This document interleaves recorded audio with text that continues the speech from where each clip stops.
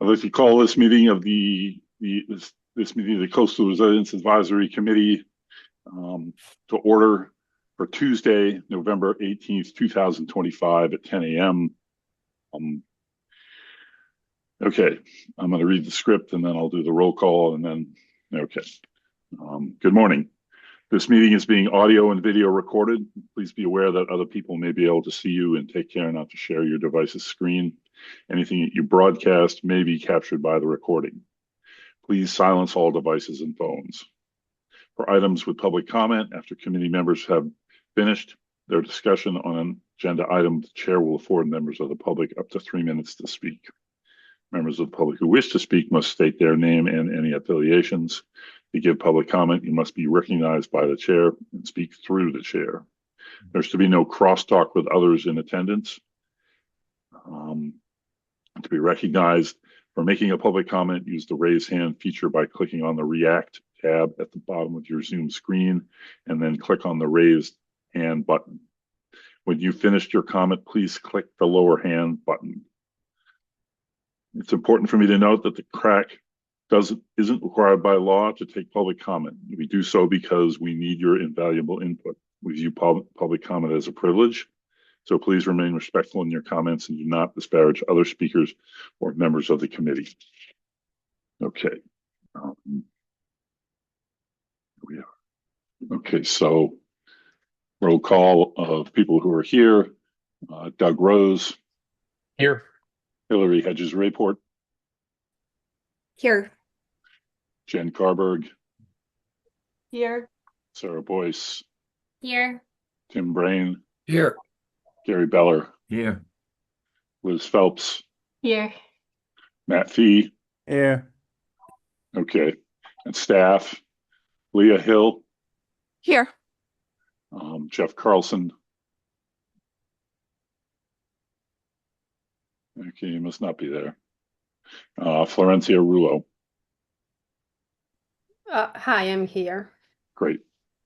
Okay. So, all right. Is there any public comment on items or issues not on the agenda? I think Okay. Jeff is here. He's here, but he's not. Oh, Sorry, I just stepped away for a second. I am here. Okay, that's a good thing. Okay. Approval of the minutes? Peter, there's no minutes. No minutes. Okay. All right. Discussion with Florencia Rulo, town's communications manager, about the town producing the coastal resiliency film and funding spent on outreach and advertising instead. Okay, go ahead, Florencia. Hi, I don't know, Leah, if you want to mention, but Leah reached out to me about a month ago with CRAC's idea on either short film video or a set of short videos to be shared in social media and other outlets. And you wanted to outsource the production, and you have a budget of about $10,000 approximately, I believe. And this is an idea that CRAC and we have discussed throughout the years a little bit. You wanting to do more outreach, and I think that is amazing. What I mentioned to Leah is that I think that we can save that money, produce it in-house, and spend the money on promoting the video. So I sent an email to Leah. I don't know, Leah, if you share it with the group. No, I didn't end up sharing it, Florencia. I thought we could just discuss it here. Over the last year, the communications office has increased our staff. So we have a full-time dedicated person to social media, Jess Torres. I hope that you follow us in social media. She's been producing a lot of fun educational videos, and that has increased our followers by the thousands over the last year. And then we have a graphic designer, a part-time person. He's a graphic designer / editor, and he's been editing a lot of the videos that we are producing. We have a series coming next of Old Town Departments, and it's about 15 videos, 2 to 3 minutes each, that tell the story of each department the town has and the work that each department does. And the videos have animation, and we are filming in-house, editing in-house, doing it all in-house at no cost to anybody, basically, except our hours of work. Throughout the last year, we've been working on, besides this series, other type of videos as well. Very close with Vince on Baxter Road videos that I can think of. And we are working now with MPDC, for example, on 3-part video that they requested us to work on.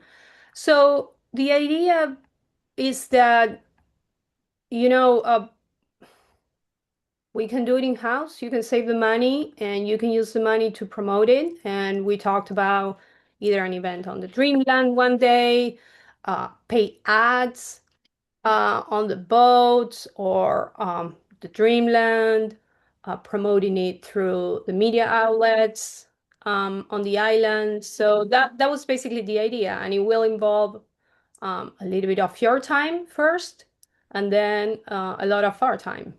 But we can do it if that's what you all wish to do. Okay, thanks, Florencia. I think we were all in agreement that this is what we wanted to do. Is that correct, you guys? And nod our heads or put our thumbs up. Go ahead, Sarah. Thanks. I was hoping that we could talk a little bit more about what, I wanted to know what, like, from Florencia, if there's a particular timeline. I know that your office gets so busy. So if there's like, if we can plan out, I mean, and obviously we're not in the discussions we've had about a video, we haven't talked about like a particular issue. So it's not like we have a timeline, like a deadline.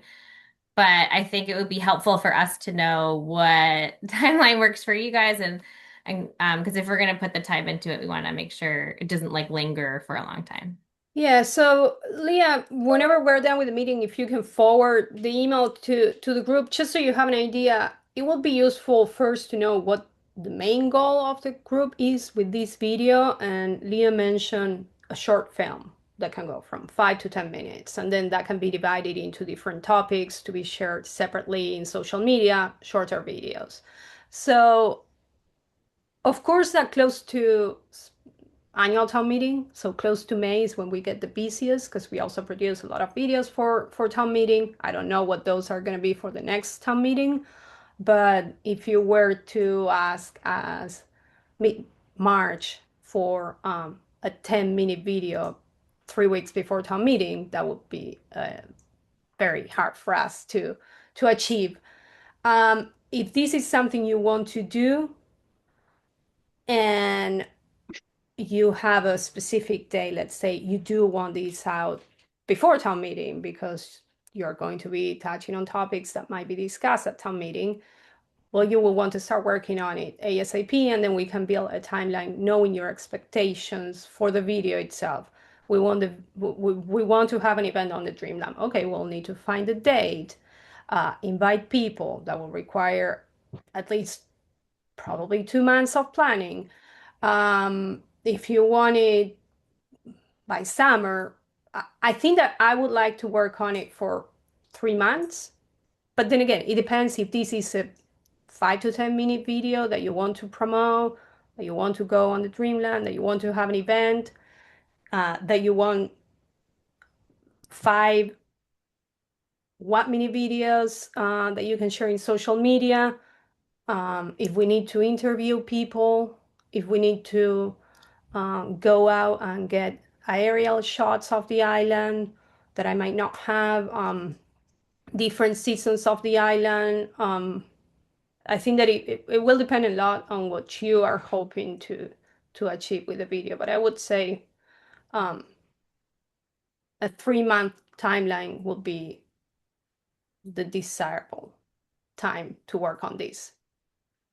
It will require us a lot of back and forth in between us just to make sure that we are meeting the expectations that you had.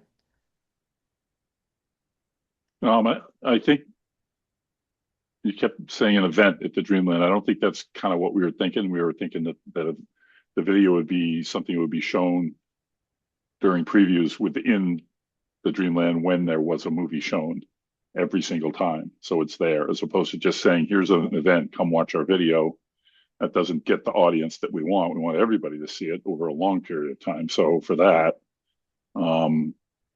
and so are you saying that we should get this together so you can get going on it and get it done before you get busy at town meeting? Or do you want us to take the winter to plan what we want to do and then have you work on it after town meeting? Or trying to get a sense of when you think is the best time for you to work on it? So, Peter, a 10-minute video, you have to think, where are you going to be showing it? Because it's a long video to show before, Well, movie excuse me, Yes. excuse me, Florencia. I don't think we ever thought it would be a 10-minute video. Okay. Did we ever say that it was going to be that long? I don't think so. I thought it was going to be shorter. Great. Let 5 minutes or less. And what we were trying to do is, make people aware of what's going on, a little bit of, sort of in your face, oh my God, but then we want your help. We can't do this without you type of thing. And I don't think we want something that's 10 minutes long, because I know we're going to lose people. We need to get everything there that they need to see, and have us talk, and have Leah and maybe Jeff, and I'm just throwing out things that we talked about. But yes, definitely aerials of certain parts of the island, key places where work is already happening as part of the plan, and the vulnerable parts of the island. And but 10 minutes is, I hope I speak for everybody, 10 minutes is a little bit long for us. So Well, that's even better. That's yeah. easier than no problem. I think that it will be useful if you can identify 5 topics that you want mentioned in the video. One can be an introduction to the group, what is the work you do, a little bit of your history that can be narrated by some of you. Another one can be on the CRP, vulnerable areas, and then the last video can invite people to join your efforts. I think that if you can identify 3 to 5 topics, then we can start building a story. And also one of those topics, I think, and I see the people with their hands up, so I'm not going to hog the mic the whole time. Also, one of those topics would be ways to grab people's attention, so that we're not just talking about a document on the shelf and some abstract thing. We're talking about places where this is serious. The sewage settling beds at the end of Old South Road, the flooding that happens downtown, the vulnerable points like Pulpus Road, between the 2 sides of Folgers Marsh, First and Second Bridge, places that people see all the time, Steamship Wharf, and then the projects that are being worked on now, Francis Street Beach and Easy Street, so that people can hold on to those things and see that. Obviously without Leah talking about those, but anyway, go ahead, Leah. Thanks, Peter. When I sent Florencia the film pitch that you all put together, then we had a meeting and discussed this. So she was asking me, well, where are you going to get the funding for advertisement? And I was like, oh, that's a good question. So that's why we were thinking to do it in-house and then being able to use that money for the advertisements, right? Because what's the point of making a video if no one's going to see it?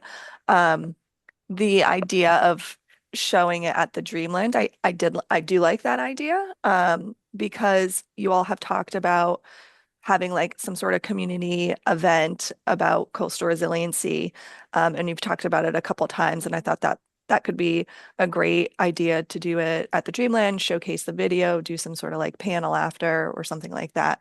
Make it a fun event to try to, as a different platform to educate people about coastal resiliency. Obviously, that doesn't have to happen, but it could be a good way to, as like to premiere this film.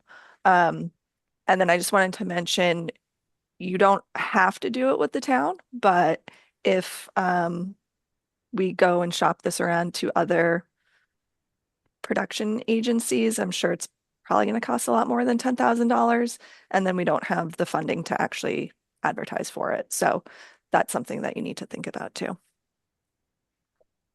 Thanks, Leah. Go ahead, Christy. Yeah, just so I understand this, Florencia, do you do like all the filming, the editing, the drone work? Like, is that all what you do, or are you just presenting it to the community?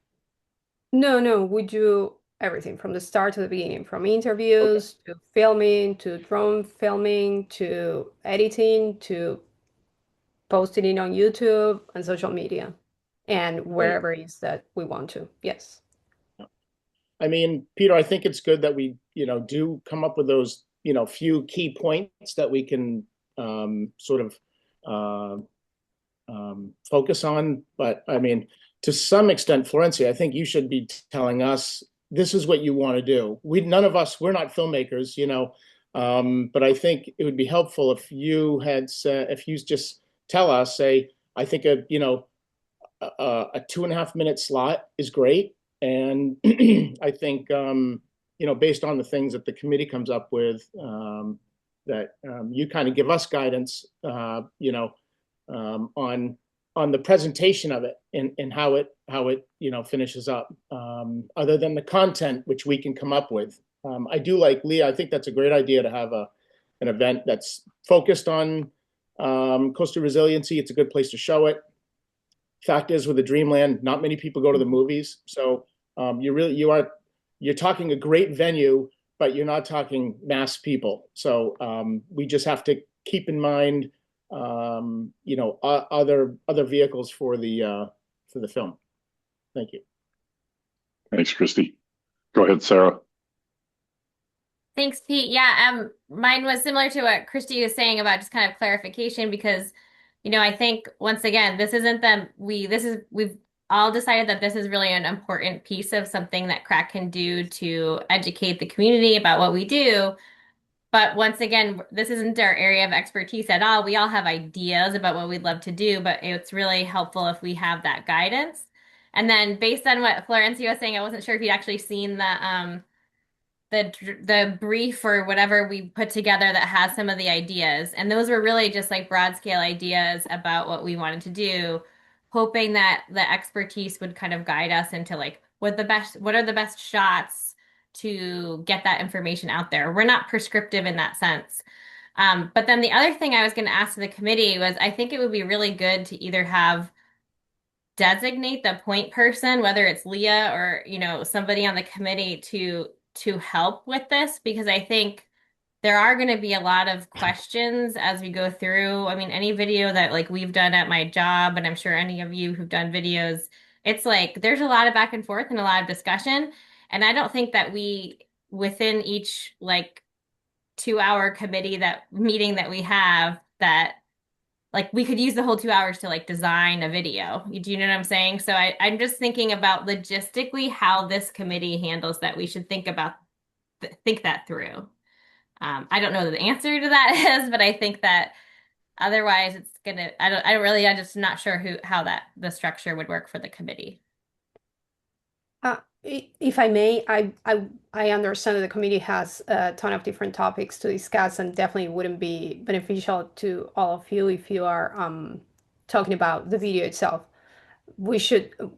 My suggestion first was if you can just come up with 3 to 5 main topics that you definitely want to discuss in the video, then we can build a story, we can write the narrative, we can write the scripts for you.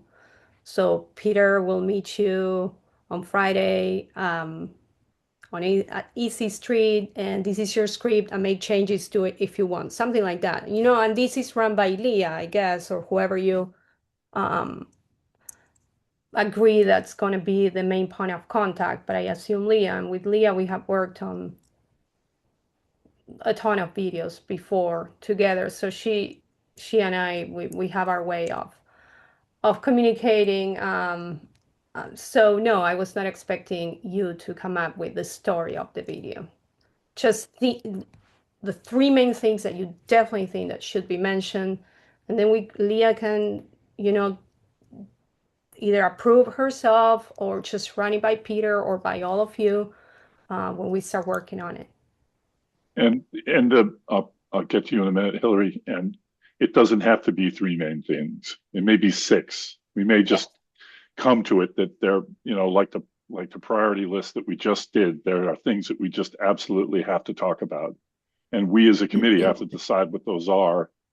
So I guess I see that as a jumping off place that we could then give to Florencia, and she could start working on it with Leah. And of course, coming back to us as much as possible. So go ahead, Hillary. Thank you. Yeah, I thought that we did a lot of work on the creative brief, so we should be in a pretty good position to transmit, what we had thought about for the video, and we had some samples and things. But my question was particularly just about the promotion. So we have a $10,000 grant. Can we spend this grant on promotion as opposed to on making a video? Is it restricted, or do we just get to use it for anything regarding communications? Can I answer that, Peter? Yes, go ahead. So when Libby came on in the spring, the film idea had come up, and she said that CRAC could use coastal resilience planning money to be able to produce a film. So if the town does it in-house, then that money would be used for promoting it. So through ads are extremely expensive. So through ads, or if you do want to do some sort of event, then it could be through that. Is that what you're asking? Or Oh, more yeah, I was just broadly? Okay. wondering, since I wasn't on the committee when the funds were sourced, I didn't know if they were fungible and that we could redirect them. Advertising is a little tricky with public dollars. So, there's some public bodies that aren't allowed to spend any money on advertising. I know we're part of the town, so that's why I asked the question. And I was also curious about, from Florencia, what the promotion looks like. Like, what $10,000 is a lot of money, I think, for just promoting something. So, and maybe we wouldn't spend all of that, but what does promotion of these videos typically consist of and look like? We can promote through social media, through paid ads. We can promote via the island media outlets, the Daybreak, the Current, and Inky. We can have ads on the radio. We can also, if you have money to promote the work that CRAC does, it does not necessarily have to be promoting on the video. It can be handouts, so printing.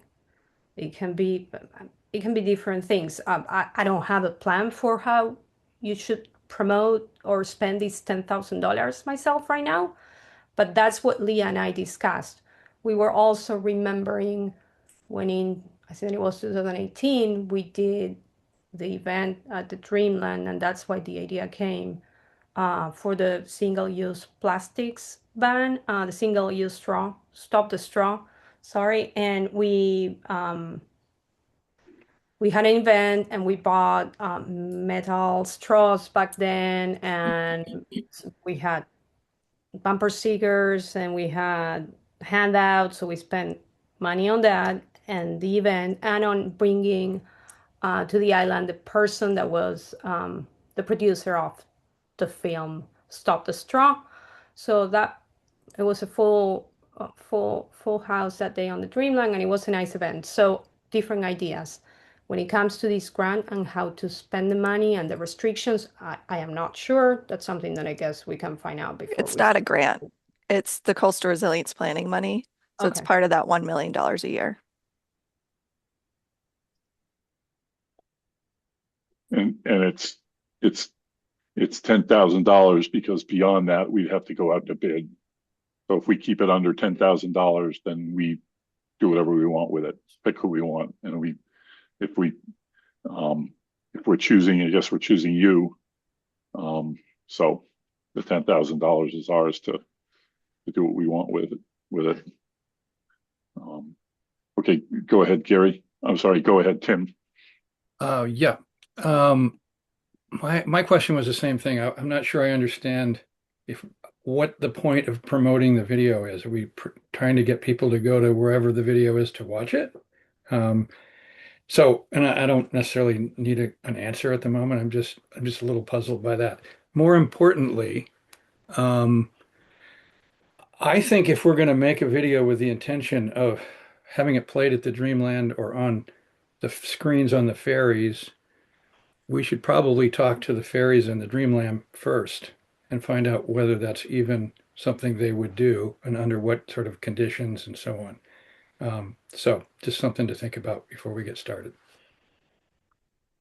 Okay, thanks, Tim. Go ahead, Leah. Thanks, Peter. I appreciate you all nominating me to be the point person, but I'd like a committee member to join me as well. I have two projects that are about to start. Thanks, Tim. I was hoping you would say yes, since this is your wheelhouse. I have two big projects about to begin, and so my limited time is going to be even more limited. Okay, thank you, Tim. Yeah. Thanks, Leah. Go ahead, Joanna. Hi, I feel like we're conflating a bunch of different issues here under under one. I think what we did was we had a conversation about a particular kind of video, and I thought that we were using the $10,000 to go out and source someone to produce that video. So now I'm hearing that we're going to have the town produce the video, and we're going to use the money to pay for advertising to place the video in various places. Is this true? Is this what's happened? Yes. Okay.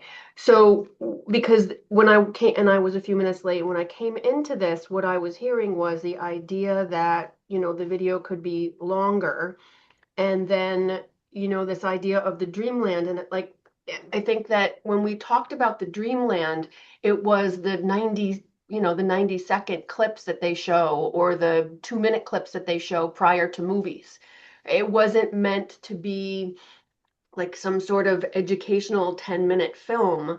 And so I'm, really this deserves like a marketing conversation, because like the message that we want to deliver and where it's going to land and whom it's going to land with. If we want to make a 10-minute film, I think we need to hire someone to do that. That has that profession, and that film could be shown at multiple things. I don't know about having an event at the Dreamland for the Coastal Resiliency Advisory Committee, but certainly, Sarah and Jen, they have the coastal resiliency thing that they host at Great Harbor Yacht Club every year. The film could be shown there. I think that there is a use for a broader 10-minute film that could be shown at various events that already happen. That could be a great tool for this committee and what its agenda is and what that impact on the island is. But I think that's a very separate thing from a public service announcement, right? Which is short bites of clips of videos that can be either used as ads or social media pieces, or things that we can individually put on our websites. I mean, a 90-second or 2-minute film about that, I think, is a different use. But I think both these things are important for us if we're talking about marketing basically our agenda or our charter. And I think that what is important is to figure out, what resources do we actually have to develop these things, and how do we do that in the best way? Does Okay. that make sense? It makes sense, and I wanted to maybe just explain a little bit more to you. A great reason for having the town do it, and yes, Florencia does have all that experience, is that it's part of her job. So we don't have to pay her to do all the things, because she's getting paid to do that. And we can do it. We can do a 10-minute video, and that's one part of the message that we're trying to do. Then we can reduce that down to places that the message can can go to say the same thing, depending on the format. And the 10-minute video or whatever length it is can be an event at the Dreamland where there is a panel where it sort of announces this thing that's going on or not. And then the same message can be put into previews at the Dreamland, video on the ferries or wherever you need it to go. But Florencia can do all that, and then we don't have to go out and try and spend money. If we only have 10 grand, we probably won't get everything that we want from somebody outside of the town. And we'll probably get everything we need from Florencia. So everything that you're saying, Joanna, we can do. We just don't have to pay for it. And we can use the $10,000 to make that message go further. So, to me, it makes sense. And I'm open to that. I'm not saying I wasn't. I'm just saying that this is kind of a departure from what we originally discussed. And also that I think we need some clarification around. I mean, we are not a committee that has largely focused on marketing ourselves. And I'm not sure that we should become one, right? I do think that we have a message to share, but I think that I don't, and this is just my personal opinion, right? Like having an event about the crack committee, I'm not so sure about that. I think our work is in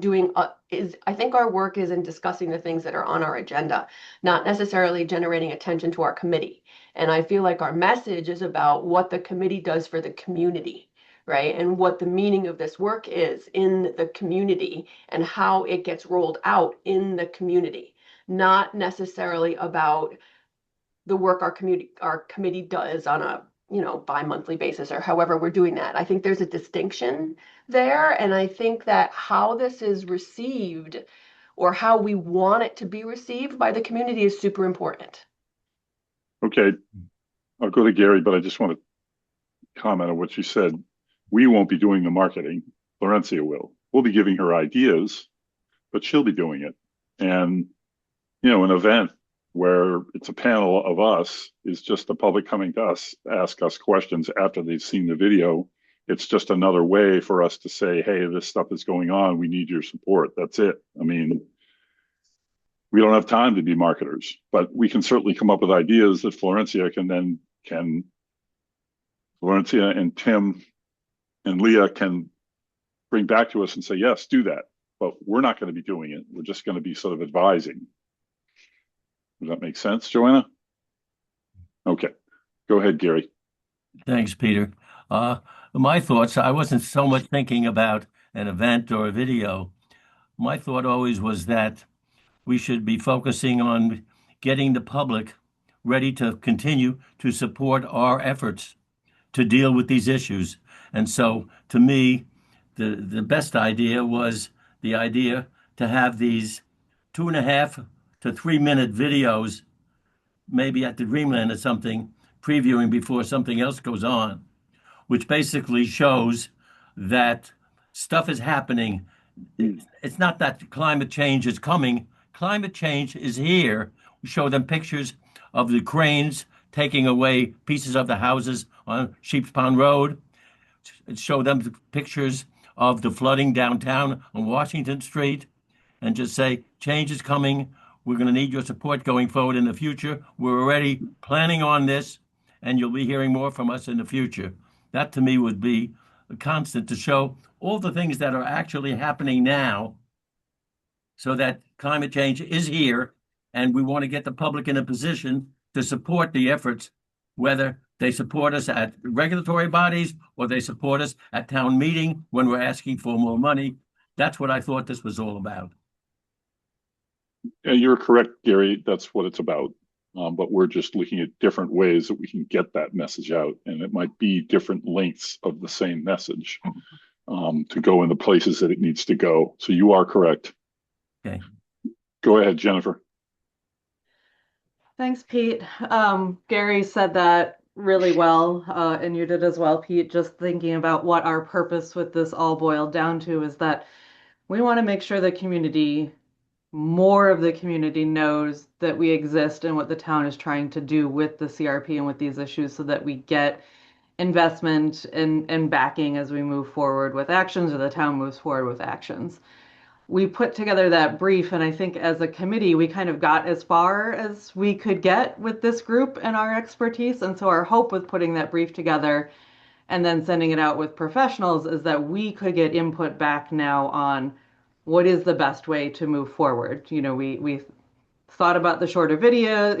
We had all of these ideas, and we could keep talking this in circles, but I think our hope with putting something potentially out to bid was that we could then now get proposals and feedback back on this is the best way to get to what we were trying to do with our brief. And so I don't know, Leo, Florencia, if you have what you need to do that, but not to speak to everyone for everyone, but I feel like that would probably be what's most efficient moving forward, is if we have that feedback of here are one or two scenarios of the best ways to make these videos to get your point across as a committee. Does that make sense? Yes. Go ahead, Leah. Thanks, Peter. Okay, so I just want to read what the messaging is on that final brief that you put together. We want to ensure the public that the town of Nantucket is working on issues related to climate change in many ways. Highlight the work of CRAC as an entity, not individuals, and the collaborating partners via imagery. We want people to feel that there is action moving forward, even if people don't see it. This lays the groundwork for future asks. So that's what you all put together. I think because we keep talking in circles and people are getting hung up about an event at the Dreamland, let's put on for next agenda for you all to come up with 3 to 5 topics that should be highlighted in this film. And then from there, Florencia and Tim and I will work on that. How does that sound? You guys like that? Um, Go ahead, Hillary. yeah, I just feel like we're spending a lot of time talking about this video meeting after meeting, and I think I think we're all on the same page that this is about building community awareness and support, just as Gary said. So can't we delegate this to well, if Tim is going to be the person who's volunteered to work on this, can't we delegate this and just have in our next packet like an FYI, and people can comment on it if it has concerns? I'm just concerned about spending so much time talking about this when meeting after meeting. Sorry. Okay.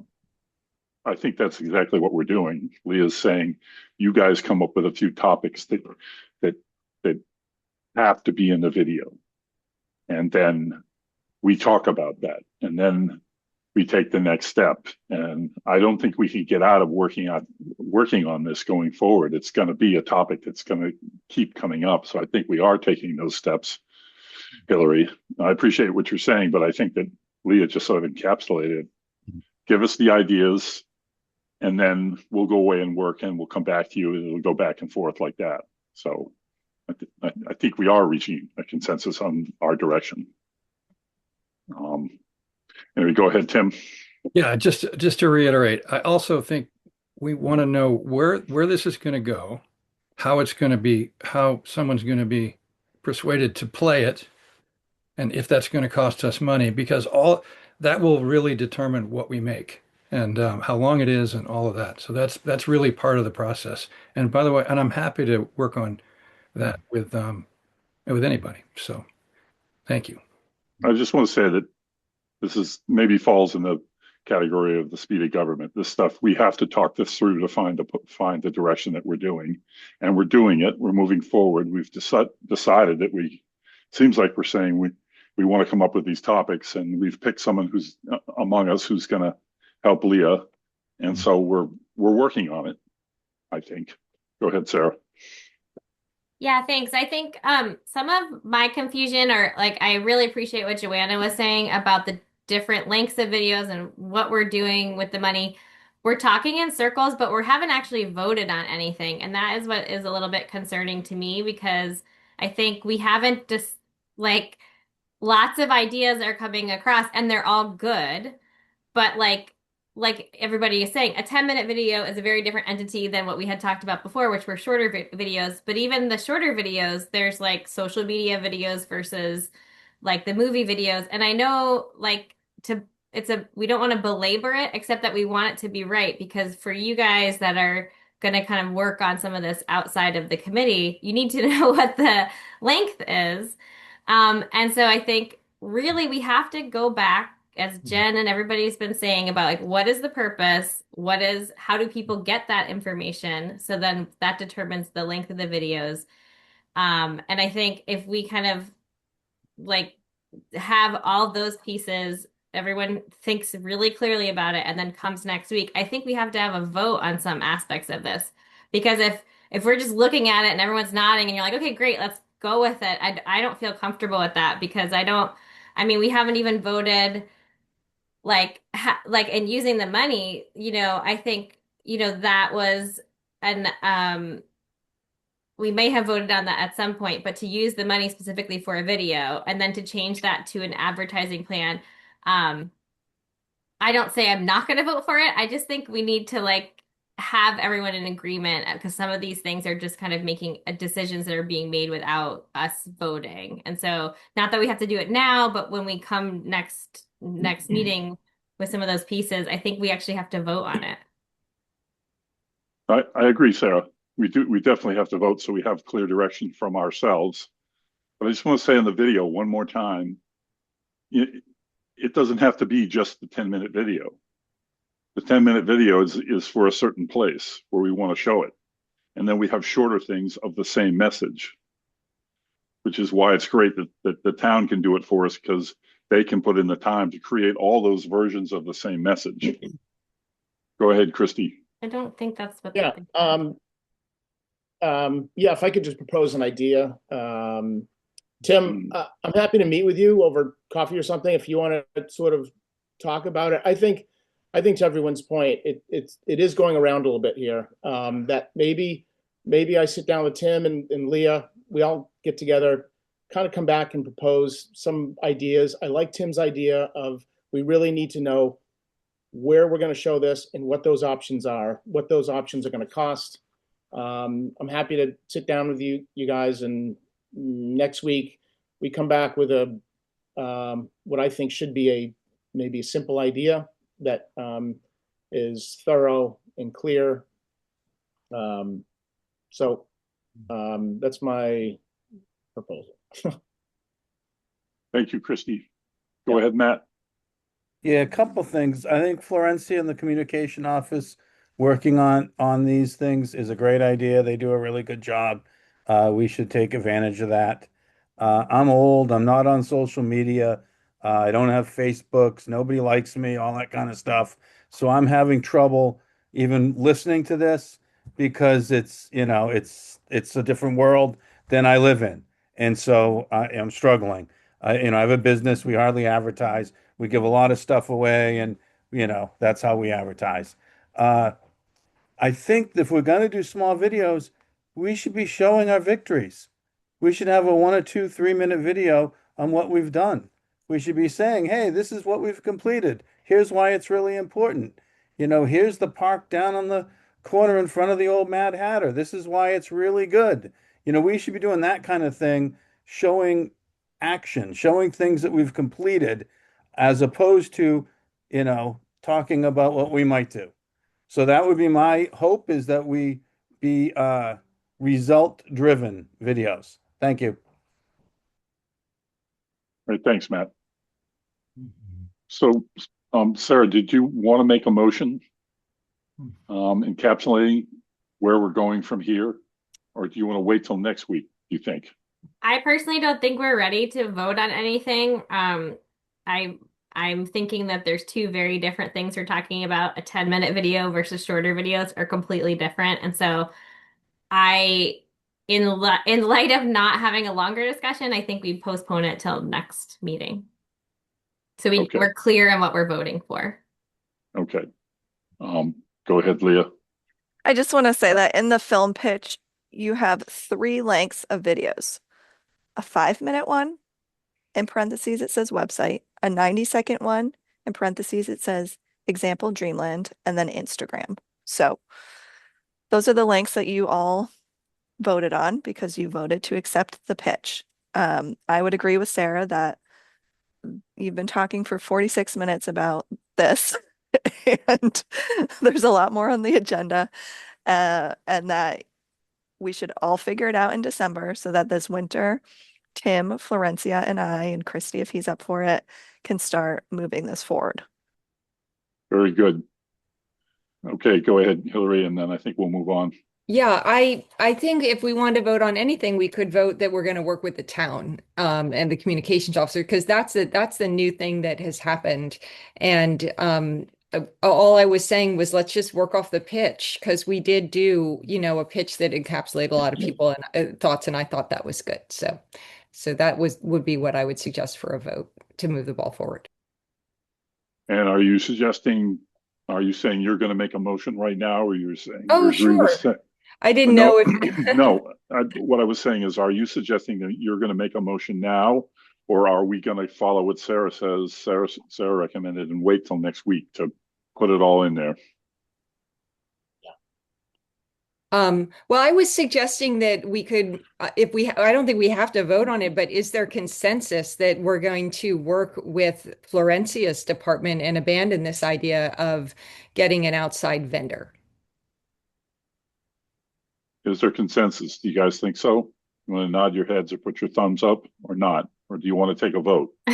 Peter, just take a vote. Okay, All right, I'll make that motion then, that we're going to work with the town and ask for a second. Second. okay, motion's been made by Hillary Hedges Rayport that we work with the town, with Florencia. Seconded by Doug. All those in favor, roll call vote. Hillary Hedges Rayport. Well, was there any discussion? Because I saw Sarah Okay. shaking her head no. Nope, okay, discussion. Okay, so I'm saying no to vote, not because I don't want to work with the town, but it depends what kind of video we're doing. If we're doing social media style videos and short videos, great. Yes, work with the town.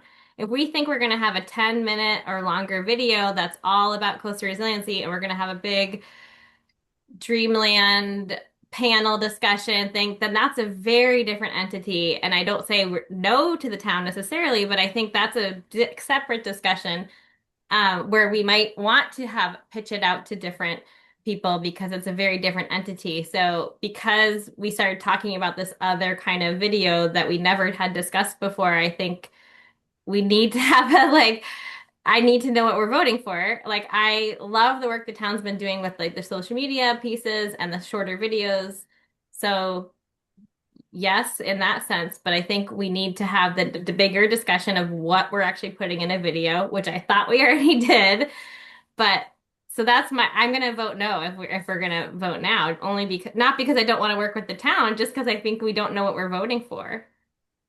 I think what we're voting for right now is to work with the town, and that the town can handle all lengths of videos, and we're putting our faith in them. And if we don't go with the town and we rely on the $10,000 that we have, then that's all we have to spend on whoever it's going to be, and it probably won't be enough. Then I Then want to we'll make sure we're not doing a Hold on, 20-minute Sarah. long video. Hold on a minute, Sarah. No. What I'm saying is that they're capable of doing it. Do we want to go out and get more money and put it out to bid and get the right? Fine, you do that. But I don't understand what you're saying. I think the town is great for the videos we've already chosen, but because there was a big discussion this morning for 45 minutes about these other kinds of videos, I think it's like putting the cart before the horse to say what entity we're going to use to shoot it when we don't even know what we're shooting if we're not in agreement on that. So I think I would vote to work with the town, but for the things we've already discussed, if we're going to do something completely different, then we need to have another discussion about it. Okay, go ahead, Christy. Yeah, I was just going to say, to Sarah's point, there's nothing that we need to have for a vote now. So I propose let's wait till we come back for more concrete thoughts and ideas, and then let's just vote when it makes sense. There's no need to withdraw my motion. I'd like to withdraw my motion, and I think this was clarifying, so thank you. All right, that's fine. Go ahead, Joanna. Unnecessary. I agree with Sarah. Okay. All right. Let's move on. Discussion with Jeff Carlson, Town Natural Resources Department Director, about the Natural Resources Department's capital and budget requests for FY 2027. Good morning, everyone. I'll try to keep it under 45 minutes, so we'll go from Great. there. But it's nice to listen to. Leah brought this in, and I kind of wrestled with what to provide in advance. So I think, if I may, I see some of you for our capital review. I see some of you for our finance committee reviews. But just a little update and to kind of focus a little bit on the CRP. I know there's obviously a pretty extensive implementation matrix, and I do apologize. My son comes in through my little tiny window here, and it makes me like that sometimes. So hopefully I'll stay visible. But when we look at that matrix, obviously there's a lot of pretty substantial projects that are on there. There's a lot of big ticket items, and just a little insight into the town for those who don't follow along with everything. There's a lot of projects. Town administration likes to refer to them as collision projects from time to time. So there's a lot of competing interest in some of these larger projects and a real effort put towards kind of long-range planning for these. So when we look at these, really our 10-year capital improvement plan that we enter, especially related to the CRP, we kind of focus in those 10-year chunks. So right now, the projects that we have in that 10-year plan are the projects that go through 2035, and it's really the big ticket items. And when I talk about big ticket items, I really say more than $1 million. A lot of these are way more than $1 million. Some of them, like the Washington Street project that's listed in the CIP for 2033, is a placeholder value of $200 million for that work, depending upon what design and things are underway through there. So it's more of a public education tool. I say that to say this. So some of the smaller projects that we talk about, things like the strategic retreat and relocation plan, some of the smaller items that are kind of under that $1 million, or more specifically under that $500,000, we kind of keep underneath that blanket coastal resilience planning money, that $1 million or $1.25 million to $1.5 million that we've received over time. So internally, we kind of budget those projects and look at that matrix in that way. So we try to have that very public facing, like these are the large projects that are coming in the next 10 years. Here's the plan that shows what comes after that.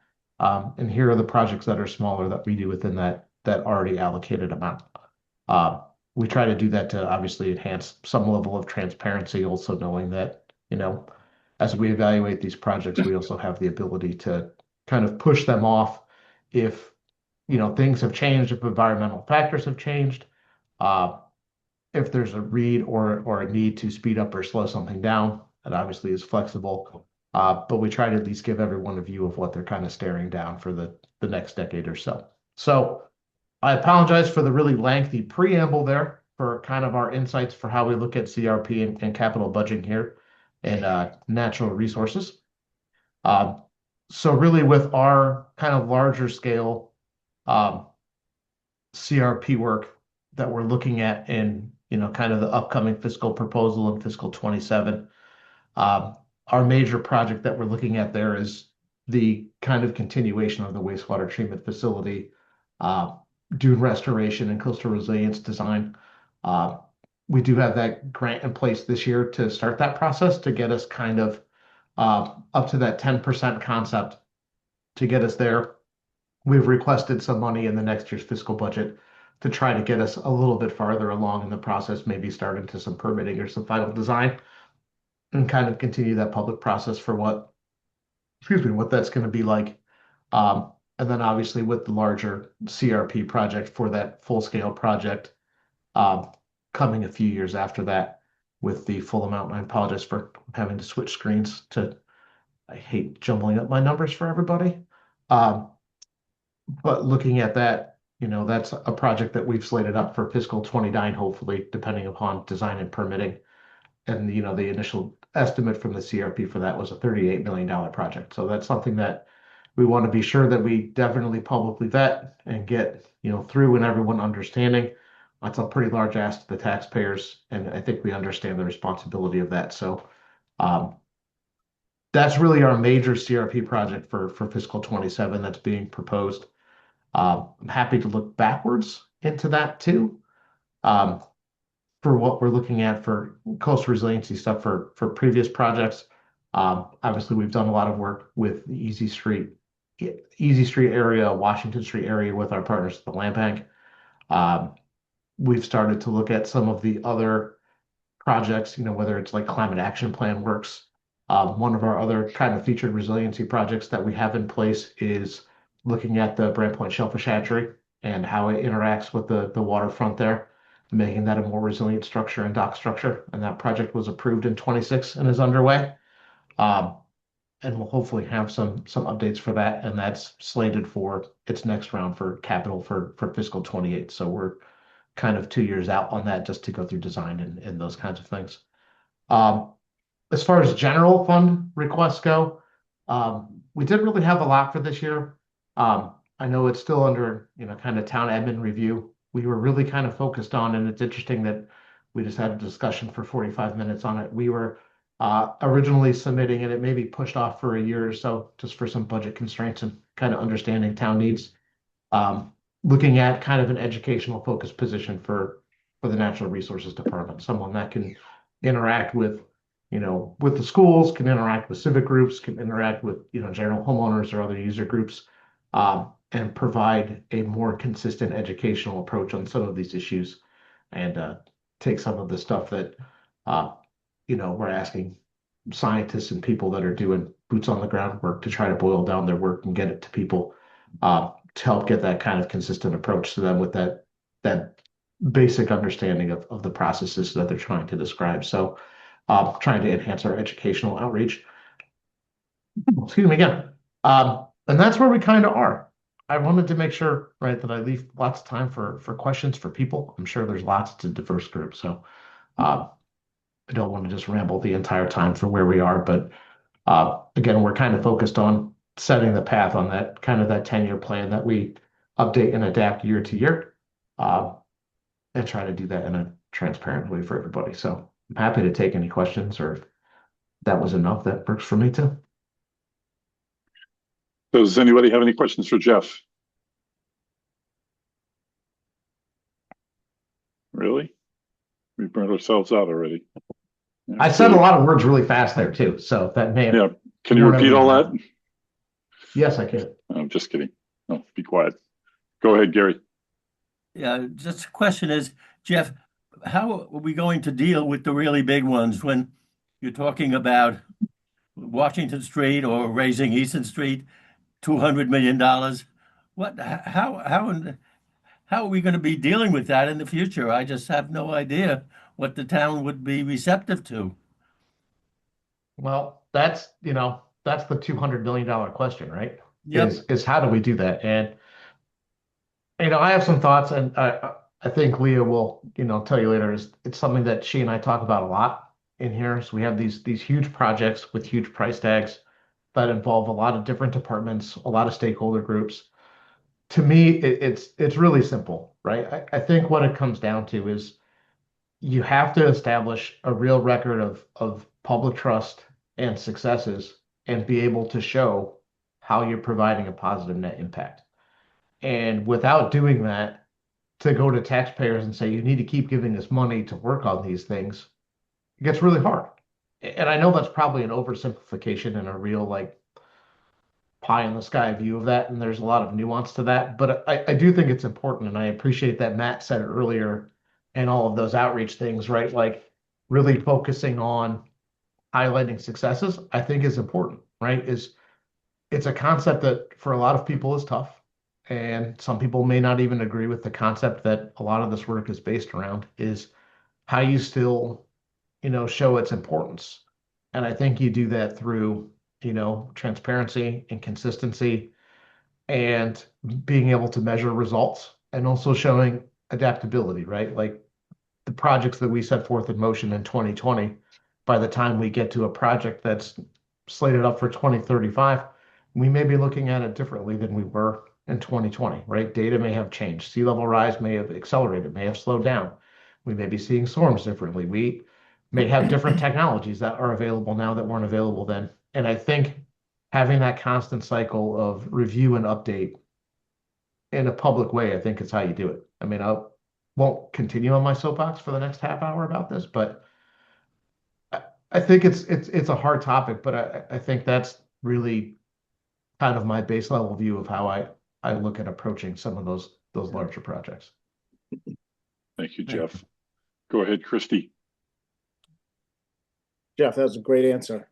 I'd like to add, unfortunately what happens is the town has to deal with managing these big ticket items at town meeting, because oftentimes people have capacity to vote for one of them and they pick and choose, what are they going to vote for? Are they going to vote for this or that? So I think to Jeff's point, it comes down to a thorough presentation that is helping the island. But the other thing that I think needs to happen for anyone that's presenting these big ticket projects is that you elicit some support from town, and it's not just town employees talking about a project. Like you need to have a team of community members that other community members listen to. I just think it's important that you also have towns, community support, but that is verbalized at town meeting. And I think that helps a lot. And, just add that on to everything that Jeff said. 100%. Thanks, Christy. Go ahead, Hillary. Thank you. Thank you, Jeff, for your remarks. Really, really good comments. I just wanted to clarify. So the $38 million project that you said it's the collision project that you're putting your efforts behind. That's the wastewater treatment. Did I understand that correctly? Correct. So the project that's currently in front of Capitol, right? There's lots of ongoing projects, right? So the downtown neighborhood flood barrier and Easy Street's an ongoing project. Washington Street corridor is an ongoing project. Strategic retreat and relocation plans an ongoing project. So there's lots of irons in the fire. The one that's kind of was slated up next, that sometimes they get driven a little bit by grant availability and things, is to start looking at protection for the wastewater treatment facility was the next priority. So that's the one that's currently in front of Capital Program Committee for that next phase. And then the end result of that is the estimated $38 million project. I'll also say, as a full disclosure, that we do update those numbers from, those were original 2020 numbers when they went in. We do update those yearly just on, general inflation and some kind of what we're seeing project to project for Nantucket. But those estimates are also made without, full project designs or things that are there, or sometimes permitting requirements change. So that number might be 38. At the end of the day, it might be 50. It might be 25, right? It's going to be flexible. But I think from our end, we want to show what we think it's going to be. And I think it's important for people to know that some of these projects are going to be in the tens of millions of dollars to do. It's not a, $500,000 project and you get to walk away from it, right? It's more of a be aware that this is coming. And then also, I think from a town end, there's lots of projects, right? Lots of competing projects. There's everything from, and not to throw out controversial topics, that's not the forum for that, but obviously we've been talking about a lot of projects, whether it's new DPW facilities, new island homes, new municipal facilities for just general town buildings has come up. There's obviously a lot of roadway projects and other things that are there. So there's all these competing interests, and there's a finite, pool of money to some degree that people want to deal with, right? There's only a certain amount that taxpayers want to take on and burden only so much, borrowing capacity and things that are there. That it's also important from our end to put those numbers out when we think it's going to be. So if we're planning other projects that aren't related to resiliency directly, that maybe we can try to sequence those to try to burden people, less, or spread that out correctly. I don't envy people like Brian Turbot who get to try to figure out how that balancing act is going to work. But I think it's important to at least have it out there for discussion. All right, thanks. I had a follow-up, but I'll let other people go, and then if we have time, I'll ask my follow-up. We got other people ahead of you. Yeah. Okay, go ahead, Matt. Yeah, no, I read I'm glad you brought up wastewater. I read the stormwater feasibility this weekend and sent some comments back on that. And it's just interesting to me when I read that, and it talked about, sort of protecting and how long can we protect the wastewater treatment plant, et cetera. It makes me think we need to find higher ground somewhere. I don't know where that would be, et cetera. And I know that that's a topic people don't, sort of people are like, oh, what are we going to do? Because it would be even bigger, and even a bigger issue. But it was just sort of, I just wanted to bring that up for, I hope that when we study it, that we're looking at that and maybe considering other areas that won't be under the pressure that this will be in 25 or 50 years. So I think that's, I know Jeff knows that and is thinking about it, but I think, so anyway, that's it. Thanks. Thank you, Matt. Joanna? Yep, thanks, Jeff.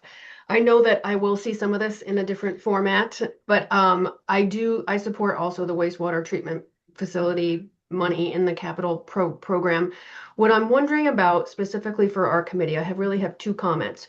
One of which is that I think it would be really great to have an ongoing list attached to our agenda, like on a regular basis, of the projects that are in the works and how they have been funded, right? So we get this $1 million annually that funds the miscellaneous projects that are anywhere from $100,000 to $500,000 projects, but we, I think, as a group, lose sight of where they are in the progress, how much we voted to appropriate to them, and the tracking of that. So I think having some kind of a list that was updated on the regular, that was attached to our agenda, that showed what those projects are, would keep the people on this committee largely in the know about how we're spending this money. And I think that that is a really critical advocacy tool that we could all benefit from.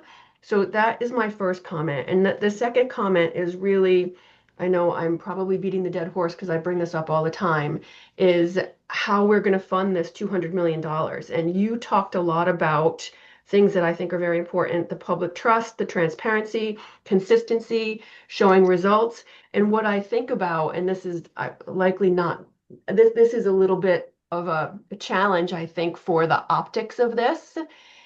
This community invested over the last 7 years, $150 million plus in affordable housing, right? And I think that we would all have different commentary on how effectively that has been deployed, or how transparent that has been, or what the consistency of those efforts have been. We would all have a different opinion about that. But I think that the one opinion we would all share is that it was needed. And I think that, or that affordable housing is a critical issue for our island. And I think that as we talk about how we galvanize support for coastal resiliency, we need to learn from that process and apply the lessons that I think we have taken away from that level of investment and where that project kind of currently stands and sits. And I think that as we go forward, because that is a lot of money and we are going to need it fairly soon in the scheme of things, we've got to figure out an approach where, one, we're not compared to that, because we will be, right? And two, how does this group speak to this financial need in a way that is compelling? Thanks, Joanna. Thank you. No, I agree with everything you just said for the most part, Joanna. So I think that's part of the question, right? And sorry to just butt in, Peter. And I think this actually ties a little bit to the previous conversation you guys were having too, right? Is how all of this stuff lands from the people who are reviewing it and participating directly, whether it's town staff or, CRAC or the select board or whoever that is, and how it gets to, the legislative body of town meeting, how it gets to just the general people to be involved and informed in what's happening, right? And how that works. Because I think, I think there are things to be learned. I think affordable housing is a good discussion. I think we've all sat through town meeting and we've always got to hear, well, what have we bought? What have we spent the money on? How is this working? And I agree. This is a lot of big ticket things again. How do we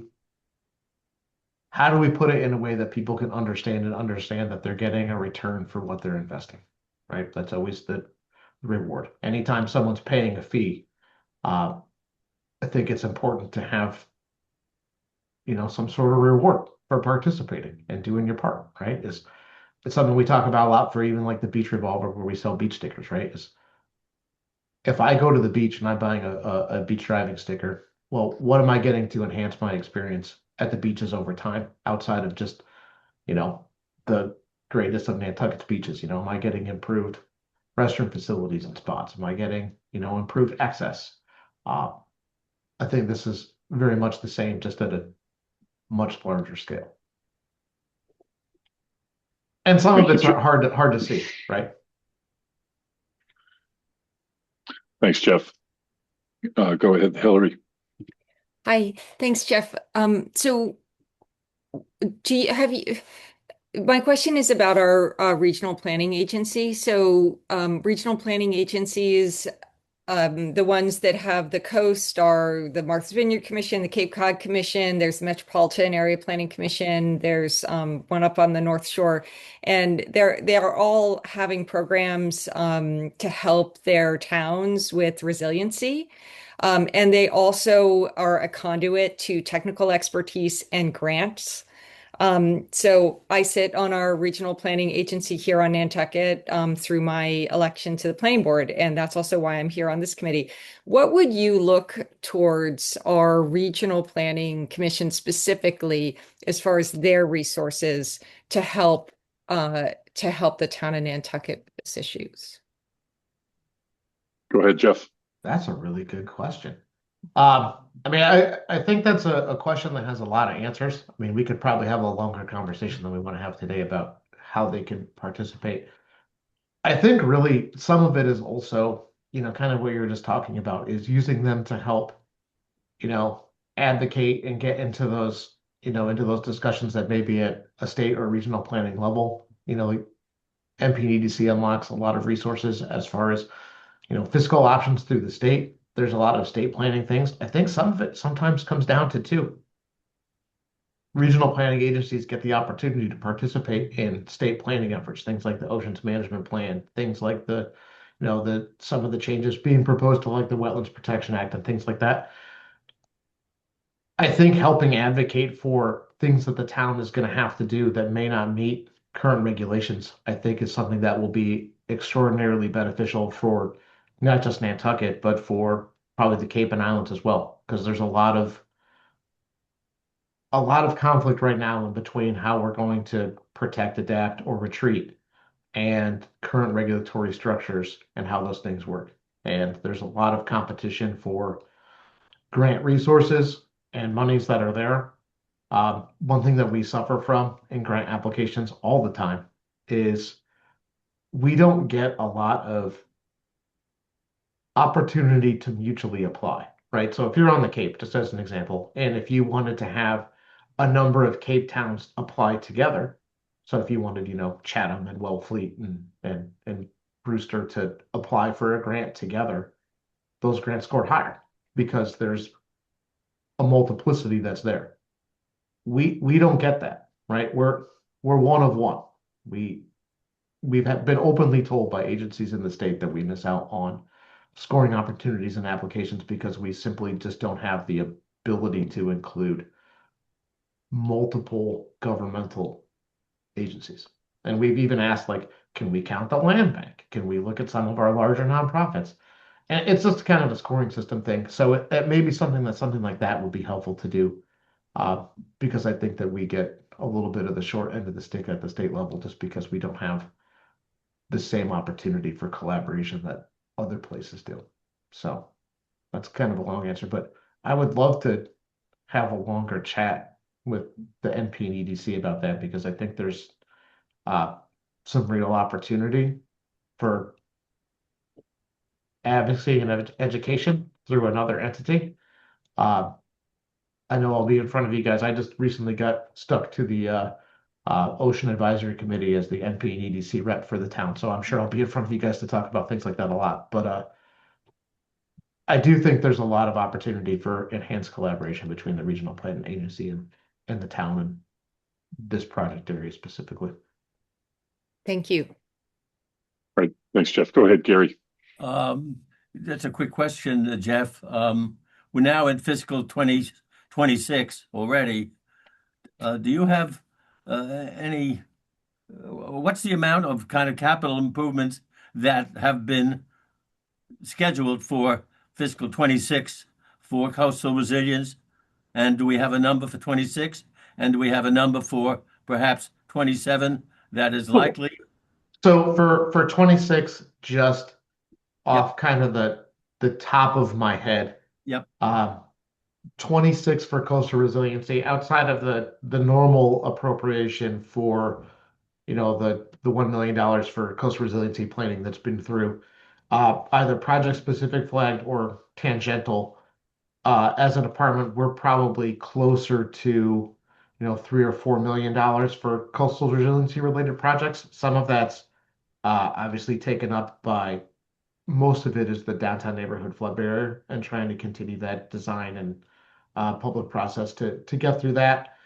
There's some other larger projects from fiscal 25. There's the, you know, the Sacagawea Pulpus Road project that's been kind of in design and permitting for a while, that's getting close to hopeful permitting, fingers crossed.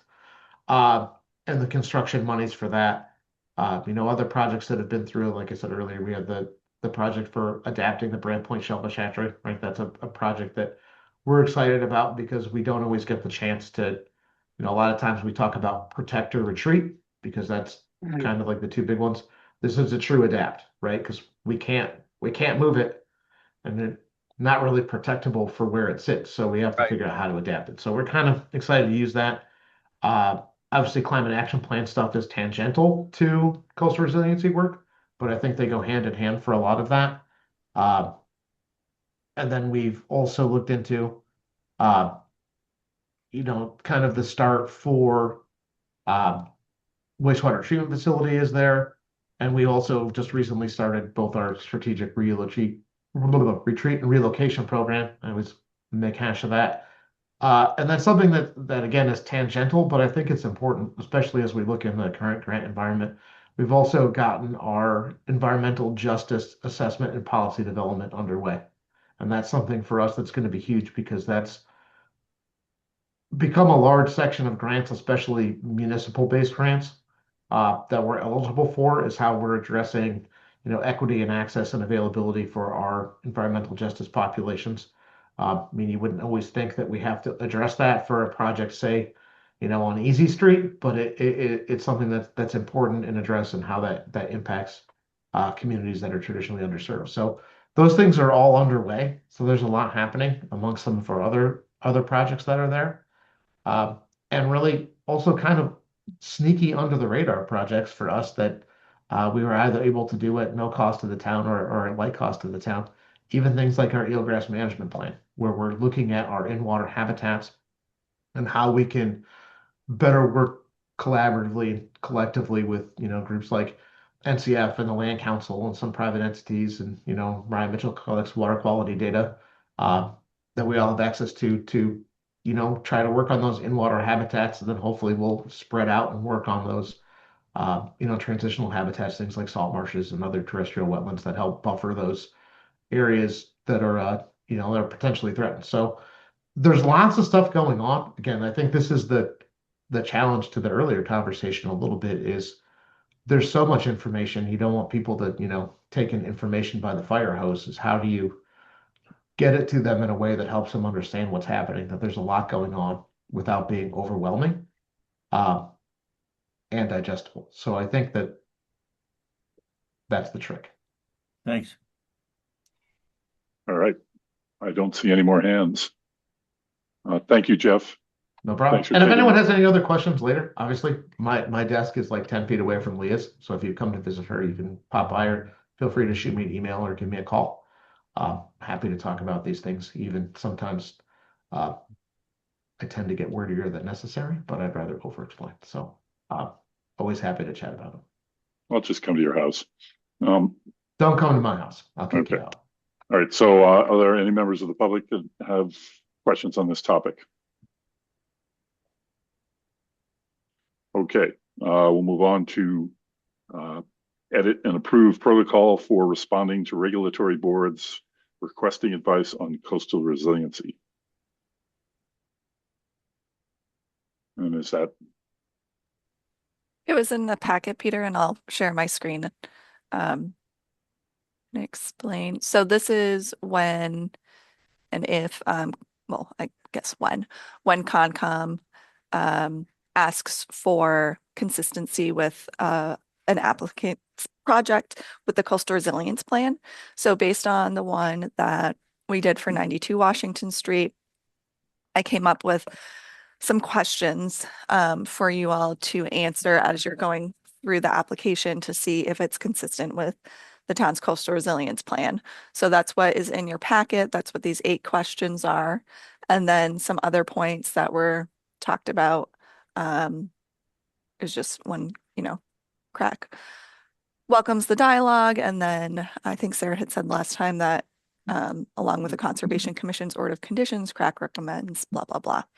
So if there's any other additional questions you think that should be added in here or information within that correspondence to the applicant, we can add it in.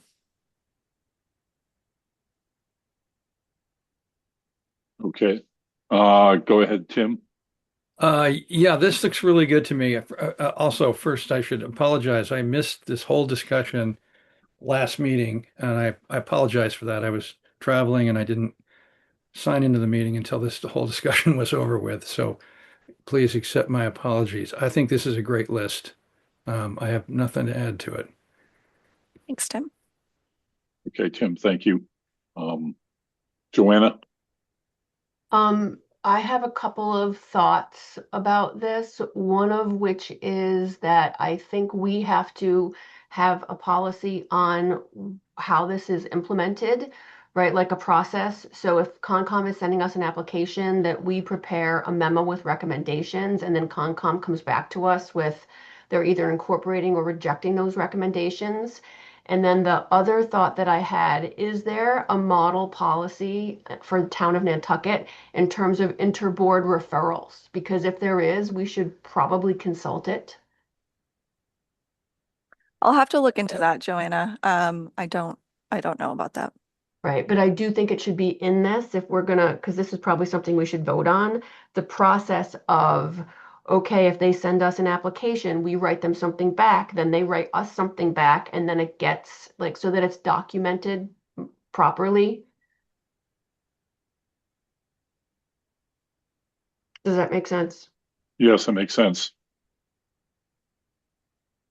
Tim, do you, were you at the meeting where the 92 Washington Street application order of conditions was given? Do you know, like after you read the recommendations, did they vote to incorporate those, or was that sort of like advisory? No, Sorry, I don't think there was a vote. I just don't recall. It seems to me it's a little more informal. Okay. And personally, I think that's good. But I just I don't recall. You know what? Let me look back and see for another meeting. Thanks, Tim. Go ahead, Doug. Thanks, Peter.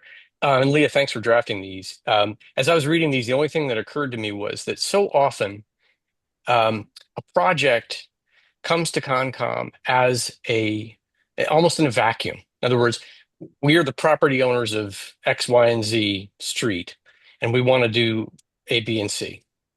And it isn't necessarily always their responsibility, the applicant's responsibility, to be cognizant or thinking of how those actions might affect their neighboring properties.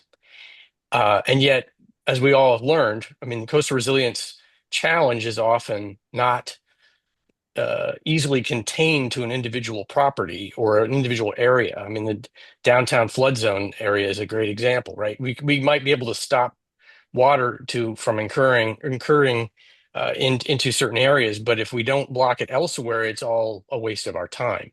So I guess this is a very roundabout way to ask a very vague question to Leah, I guess. Is there a way to frame a question in here that just encourages the Concom to think about not just the property owner or the applicant in a vacuum, but to consider how this NOI they're bringing forward might have impacts, unintended consequences for neighboring properties. I hope that makes sense. Thanks.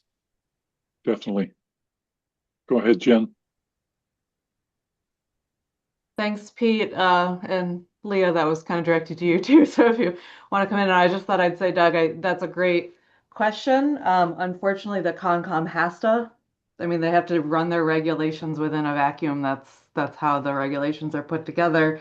But there's nothing to say we can't put something in here that encourages the applicant to consider what their neighbors are doing, and Concom will weigh in on whether or not, this will have negative downstream impacts. I don't think it would hurt to put that in.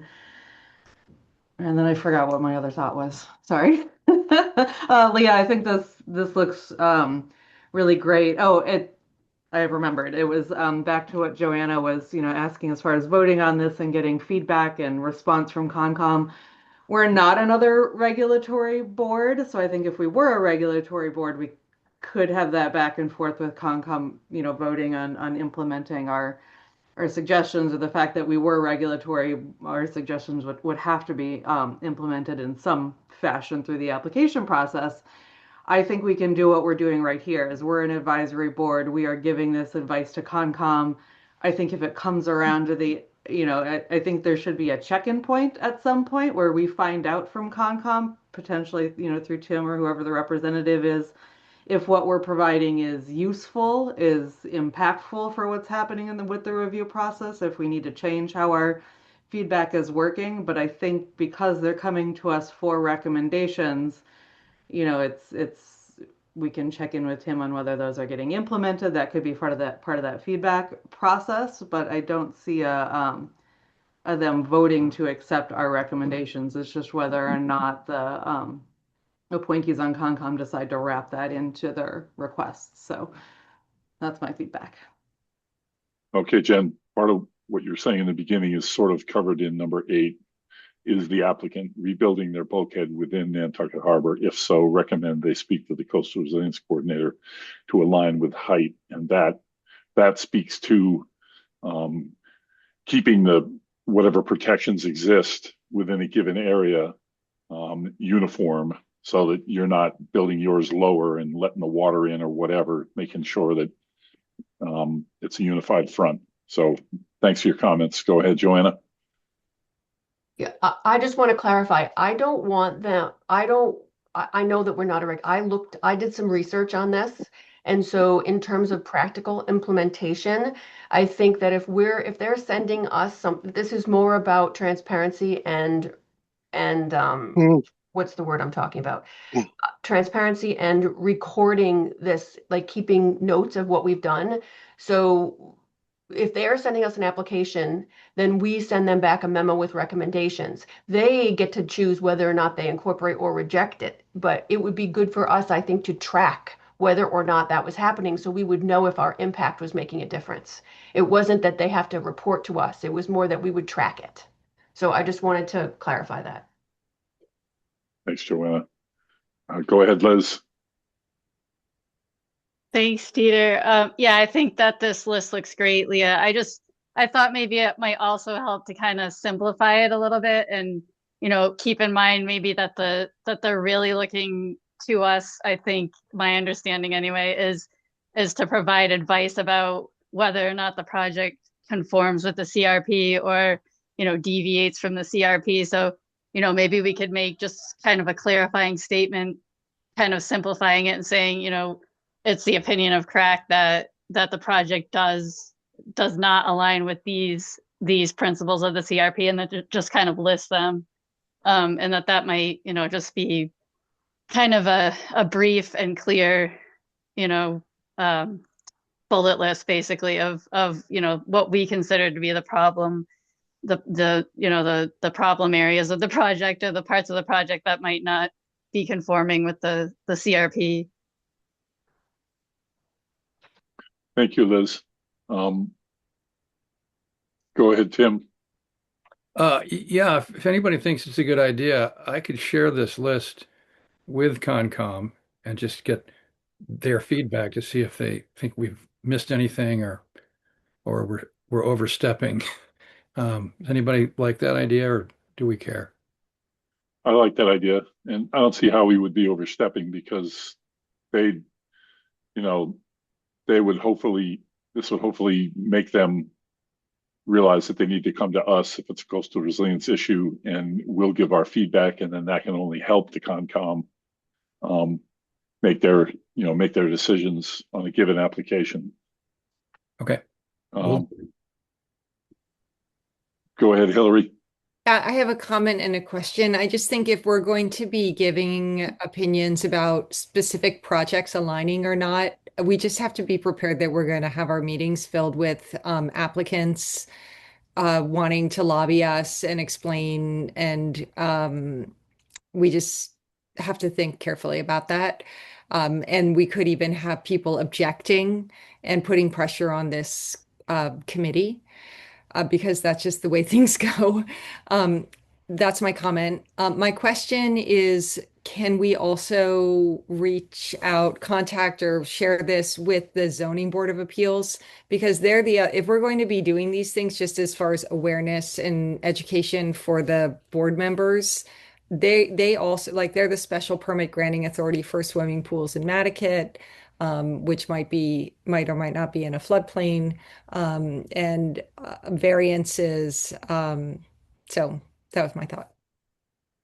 Yes, thank you for that. And I just want to say that, if people want to attend our meetings to talk about their property in light of coastal resilience, great, because then we can tell them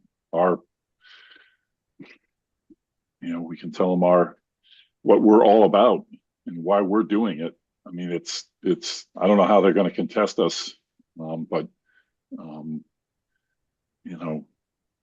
we're not tasked with responding to every property owner's individual issues. But I guess I'm saying is that we're trying to get the Concom and trying to get all the other regulatory boards to have buy-in for coastal resilience. And when an application comes up where there are clearly coastal resilience issues, we want to be able to have a say. And if those people want to come in and talk to us, that's great. We all know what we're talking about. We all know the plan. So I see it in the best interest of the applicants to come and speak with us. Is there anyone else that has comments on this? Peter, I have a couple. I just can't put up my hand while I'm sharing. Okay. Hillary, for Zoning Board of Appeals, is it in their regulations to kind of consult with the Coastal Resilience Advisory Committee of things? And because that's why, so it's in Concom's regulations. Yeah, that's a good point that Concom updated its regulations. I imagine the answer is no, but it might be appropriate for you to liaise with their staff just to give them a heads up. Okay. Yeah, because I think it would have to be probably in the regulations. And then as far as this document, I think this bullet needs to be wordsmithed a bit.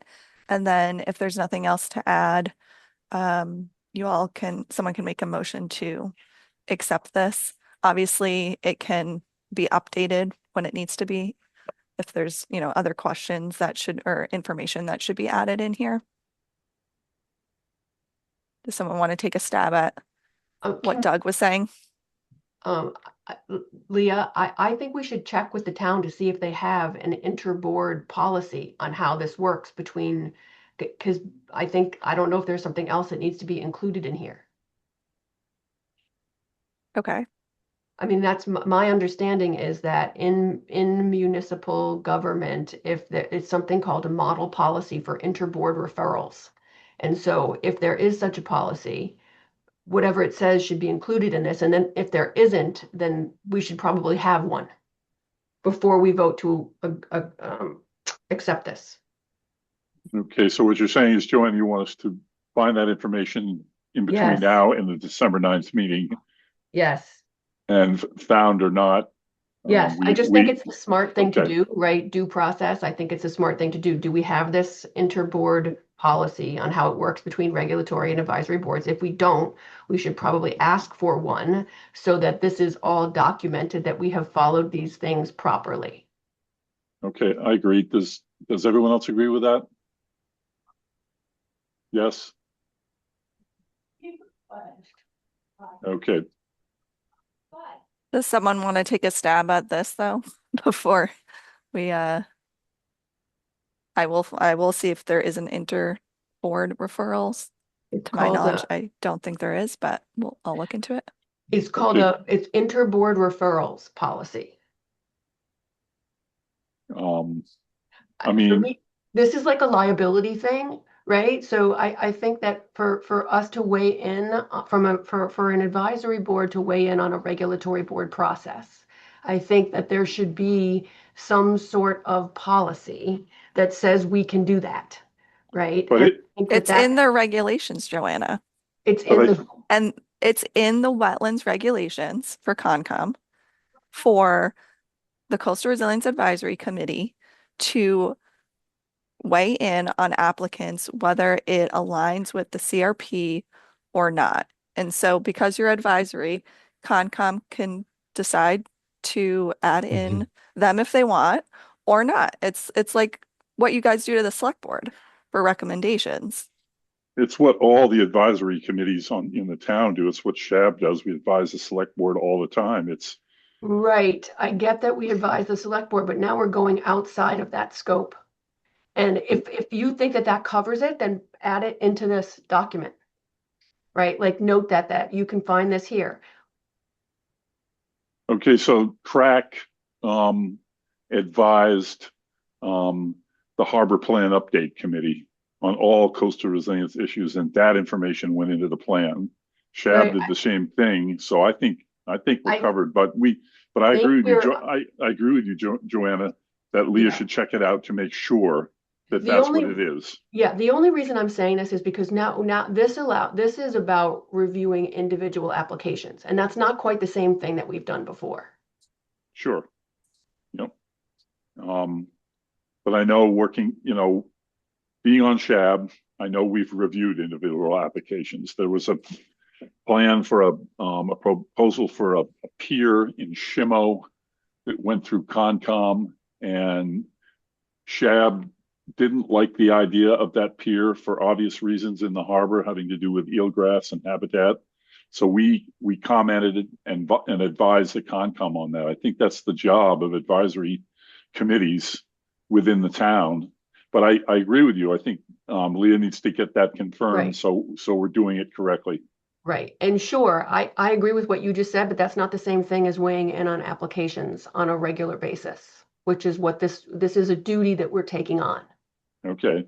But that's what we've always done on SHAB is we weigh in on a fairly regular basis on applications. Anyway, I think we're saying the same thing. Yeah. Go ahead, Doug. Thanks. I was just going to respond to Leah's request if someone could help her wordsmith that bullet. And I can offer some off the cuff ideas now verbally, or I could just send you an email, Leah, if that's agreeable. My intent here was more to encourage Concom to either require or at least strongly encourage that any proposal that comes before them give consideration to the conditions of neighboring properties. So it's less about an applicant considering what other neighbors are doing. It's more about applicants, I think, must consider what unintended consequences might result to neighboring properties if their proposed changes were to go forward. I hope that makes sense. And I can send you follow-up just to kind of confirm what I just blathered about. Yeah, now. I hope that helps. that'd be great, Doug. I believe in the updated regulations that there is a provision in there that the Okay. whatever is happening on that property will not have adverse impacts to neighboring Great. properties. And if that's the case, then we probably don't need that bullet point, but that's my point. Thanks. Okay.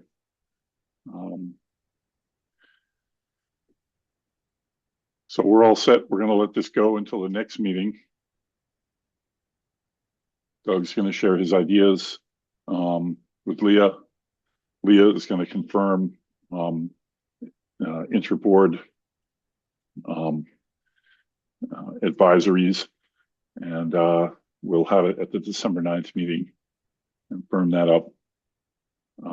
Okay. Okay, is there any public comment on this issue? Seeing none, move on to create a schedule and coastal resilience content ideas for social media posts. Thanks, Peter. So in your packet, there's a very long PDF with, and thanks to Doug for helping me with this, for the 40 recommendations within the Coastal Resilience Plan. Again, I want to remind you that 1-1, the community outreach and property owner resilience, is, you guys are the champions for that. So that's where this idea of, and also aligns with all of your outreach efforts with the community. So this would be put on NRD's social media, particularly on Thursdays. That's my day to post about coastal resiliency. And this can be changed, but what I did was, you are assigned based on the first letter of your last name. So it's in alphabetical order. And then this can be changed to, when I said like week 1, to answer the question, what is the project description? Week 2, why is the project needed? Week 3, what is the project status or target implementation year? Week 4, funding. Is it funded? If so, how? How much more funding is needed? Blah, blah, blah. So it could either be 4 separate posts, or it could be a reel or a video where all of those questions are answered. I recommend that if it's separate posts, that it's 2 sentences, 2 to 3 sentences. If it's longer, you are losing people. So as far as due dates, I did not put any due date there yet. I want to have that discussion with you all, and yeah, to figure that out. Do we want to have everything due at the same time or stagger it? I don't know how busy people are right now.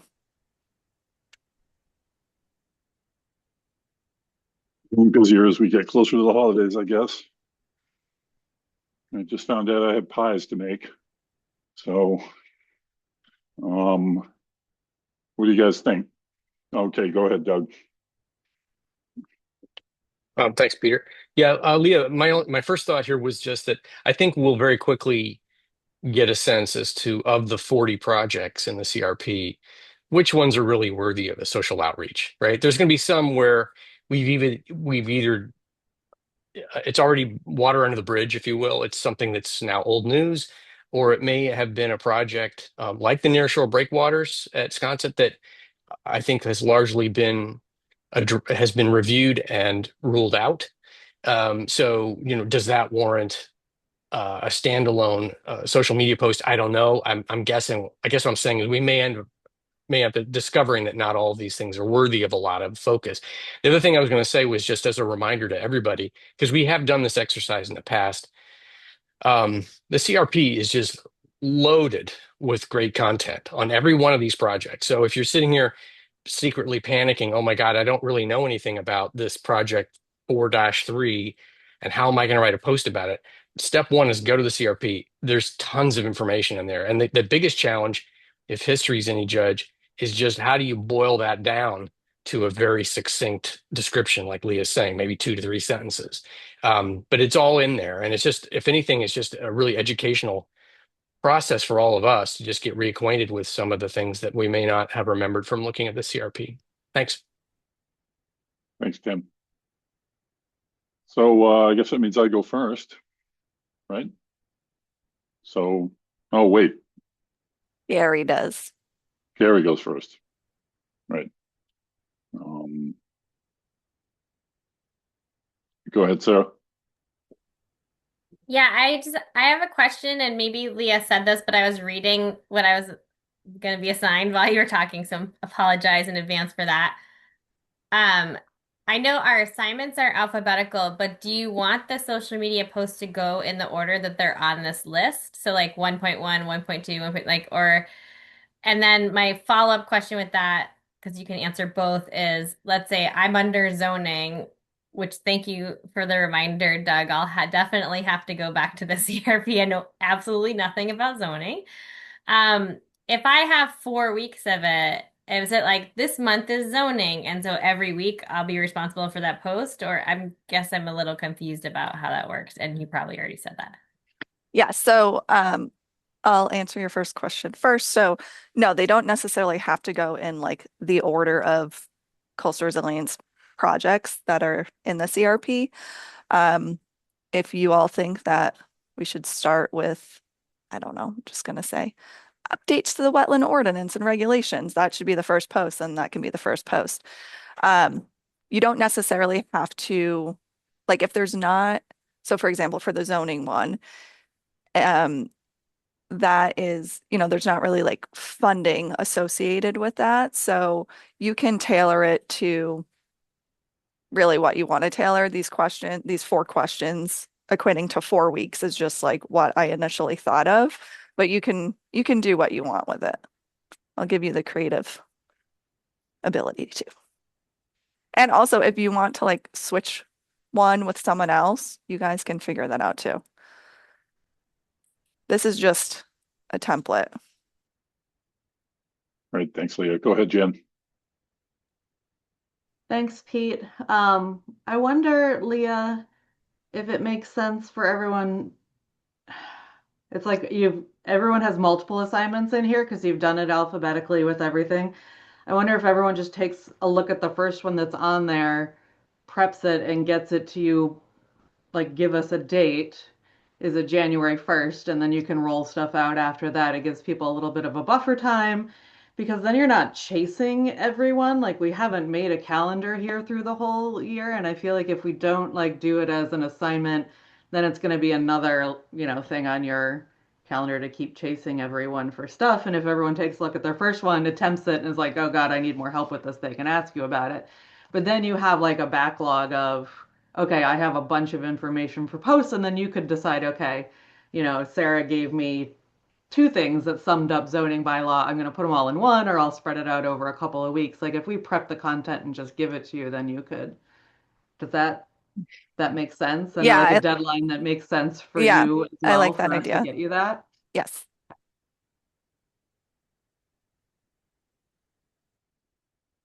Hillary.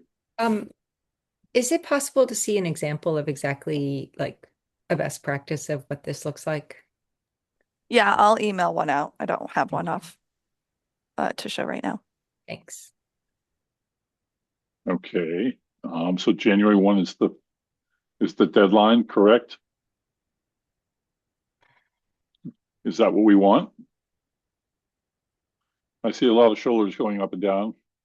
People looking up at the ceiling. Go ahead, Doug. Just how about we make the deadline the first crack meeting in January?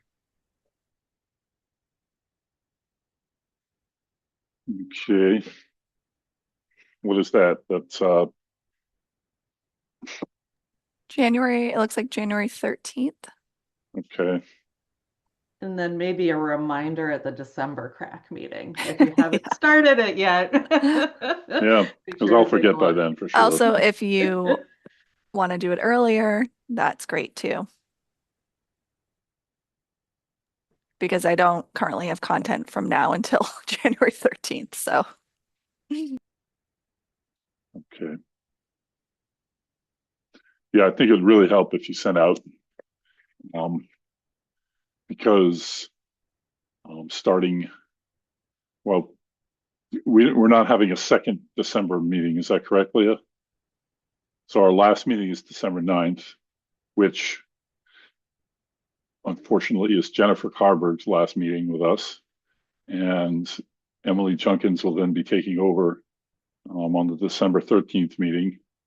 So we've got several people here that weren't here when we were doing the posts. So I definitely send around some examples of posts. And I don't want to haze anybody, but maybe show an example of a post that's too wordy and a post that just works well to give people an idea of what that is. Several posts like that. Does that sound okay? Are we all okay with that? Okay. All right. Great. So number 9, committee members' coastal resilience recommendations to the select board to be discussed at a future meeting.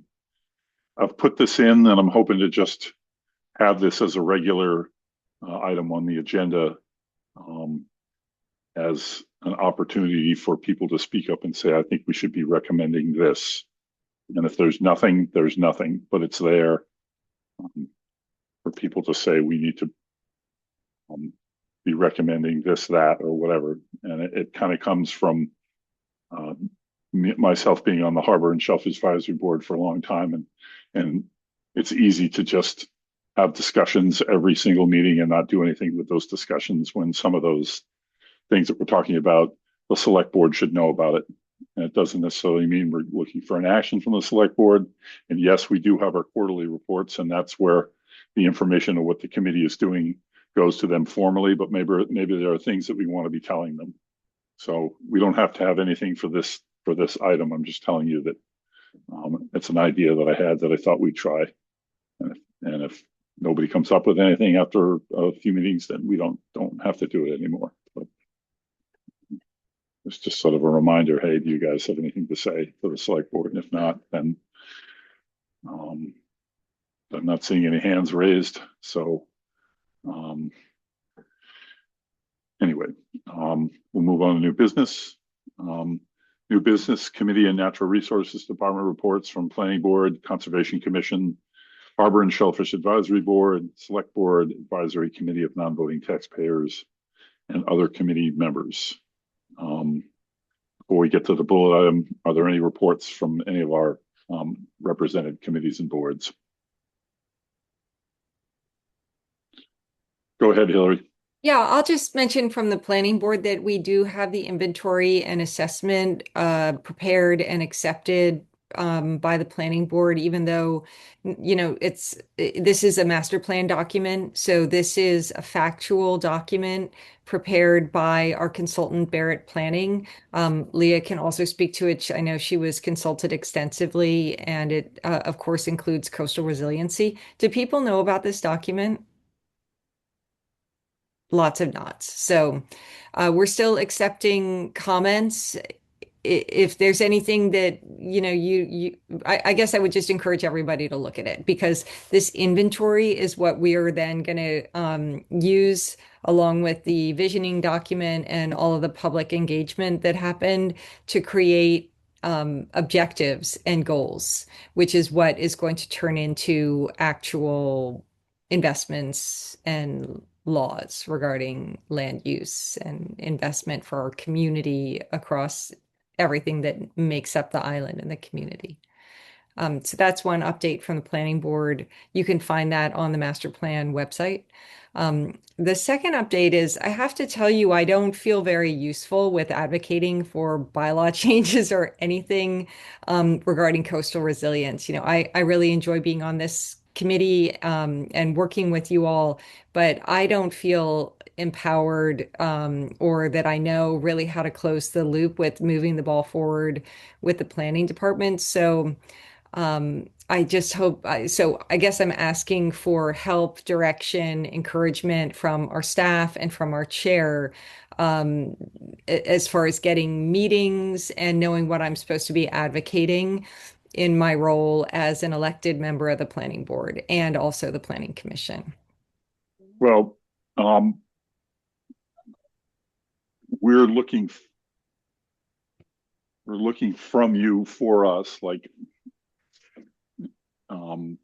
we are from everybody that sits on this committee, your perspective, your planning board perspective, when we are considering all of the coastal resiliency issues that we are considering. And that's why there's such a broad brush of people in here.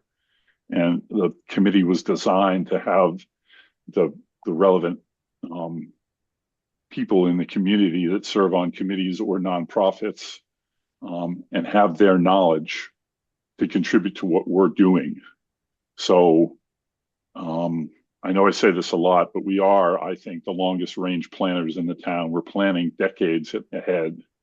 And if we're lucky, we'll be alive to see some of the things come to fruition that we're working on, some of the things happening that are the result of our knowledge contributing to those things. But we're setting the stage for our predecessors to carry those things to maybe some more projects that deal with scarier topics like the water coming up and whatever. So I know what you're saying, Hillary. It's easy to feel like, what are we doing? How am I being effective? But you are. We need you on this committee. We need everybody that's here on this committee for that reason. So does that answer a question for you? Well, I agree with you about the long range, and I know that it's there's the near term and then the very long term. And thank you for the nice comments. But I'm just saying that if you're expecting me to advocate at the planning board for, like we're talking about the town meeting warrant now. We have a list of things on the warrant. So if there's specific things that we want to elevate as far as bylaw changes towards zoning bylaw, I know there's updating the FEMA flood. I just am asking for additional confirmation or